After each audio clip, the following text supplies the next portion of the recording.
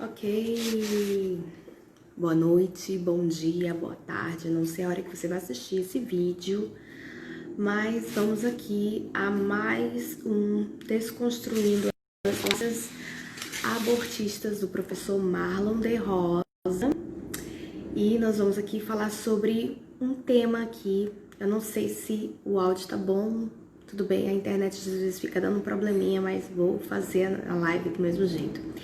Então vamos aqui para o nosso segundo tema aqui, que eu vou fazer vídeos curtinhos de até 15 minutos mais ou menos, falando sobre toda a desconstrução dessas falácias abortistas. Então vamos para essa próxima falácia, né? Seria: aborto em caso de estupro já é permitido, portanto não há o que se restringir, né? Não há que se restringir outros casos, né? Então vamos ver o que tem por trás dessa falácia. Aborto em caso de estupro já é permitido. Será que já é permitido mesmo? Existe lei exatamente para isso? Então vamos ver. Então, primeiramente, o aborto em caso de estupro não é permitido no Brasil. Não é permitido no Brasil. O que ocorre é o seguinte: não há uma punição para a mãe e para os médicos envolvidos em um aborto, quando este é um resultado de estupro, mas o ato permanece sendo crime. Gente, então entendam, não há uma punição para a mãe e para os médicos que estão praticando aborto, mas o aborto em caso de estupro é crime, sim, no Brasil. Então, assim, aqui o professor Marlon fala aqui no seu livro, dizendo que em tempos atrás um youtuber do canal Mamãe Falei fez um debate sobre o aborto e argumentou mais ou menos nesse sentido: se o feto é uma vida humana, como pode então ser permitido o aborto em caso de estupro? Nada mais ilógico e irônico para um dito liberal considerar que já que o Estado permite o aborto em caso de estupro, então não há uma vida na fase intrauterina a ser protegida. A afirmação traz implícita a lógica absurda de que seriam as instituições que diriam o que é certo e o que é errado. Então, a verdade é que não importa se o Estado libera o aborto até 12, 20 semanas, 30 semanas, 38 semanas, 40 semanas. O feto, que é independentemente, ele se permitir, o feto, o que é independentemente de se permitir, de se aniquilá-lo ou não, né? Se o Estado permite, está errando, desrespeitando a vida. Então, a gente vai ver aqui tudo mais, aqui no e-book do professor. Então, é interessante notar que a prerrogativa do aborto em caso de estupro é definida sempre em conjunto com a condição de que não se exige o boletim de ocorrência para a gestante. Então, curioso, né? Então, assim, quer dizer, no caso de estupro, a gestante, né, que tá grávida, ela vai até um hospital e diz: olha, sofreu estupro e eu quero abortar.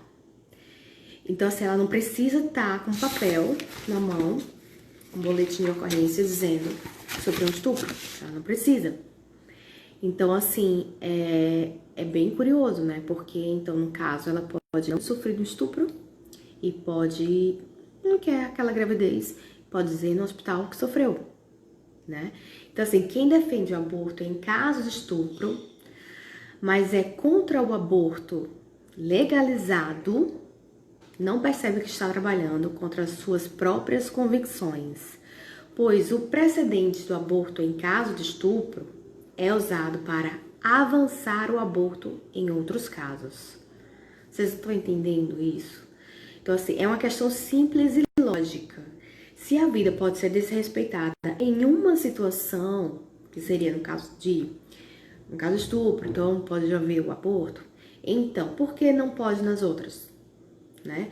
Então, a vida pode ser eliminada por conveniência, né? A vida pode ser eliminada por conveniência, então a vida não pode ser eliminada por conveniência. Então, essa aqui, o que a gente percebe aqui é mais uma falácia abortista que exatamente fala sobre isso. Que no caso, então não então como não precisa de um boletim de ocorrência, a gestante pode simplesmente dizer que sofreu um aborto, que teve uma relação. Ela não queria engravidar, mas pode ir no hospital dizer que sofreu um estupro. E mesmo sem boletim de ocorrência, e ser realizado o aborto para ela. Então, assim, gente, então, no caso, é o que o professor Marlon tá querendo dizer nesse estudo dele, que fica relativizada a questão da vida. Então, quer dizer, a vida vale em uns casos e a vida não vale em outros.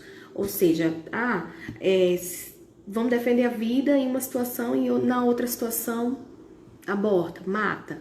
Então, essas são as falácias que a gente vê muito no Brasil. O aborto é legal no Brasil, o aborto é legalizado. Gente, o aborto não é legalizado no Brasil.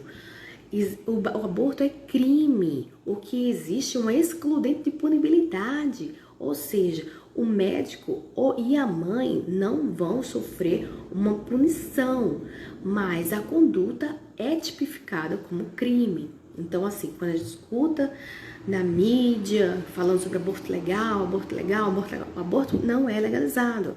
Então, o que a gente tem na nossa legislação é uma excludente, né? Então, assim, o que a gente pode saber é que a mãe e os médicos que estão praticando aborto, eles não serão punidos, né? Não no caso de estupro, viu, gente? No caso de estupro, tá? Então, é uma excludente, não só no caso de estupro, tá? Então, assim,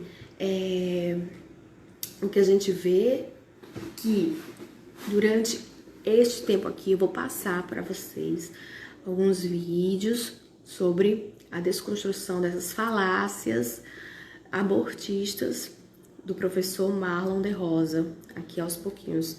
Cada videozinho eu vou postando um pouquinho pra vocês, tá bom? Espero que vocês tenham gostado, um vídeo curtinho. Deixa eu ver quanto tempo já tem aqui, 7 minutos. O primeiro vídeo a gente falou sobre o aborto em caso de estupro. E nesse vídeo aqui a gente falou sobre a questão que a questão do aborto legal, né, nos casos de estupro. O Brasil aceita, libera, tá tudo certo? Então aqui, neste vídeo, a gente falou exatamente sobre isso, tá? Esse vídeo vai ficar salvo aqui no GVT. E quem não assistiu, assista. Se puder compartilhar para outros grupos, Provida também, tá? Eu agradeço a vocês, uma boa noite, um bom dia ou boa tarde, independentemente da hora que vocês estão vendo. Se não seguem o canal aqui, o nosso Instagram, sigam o nosso Instagram, Cristãos Provida.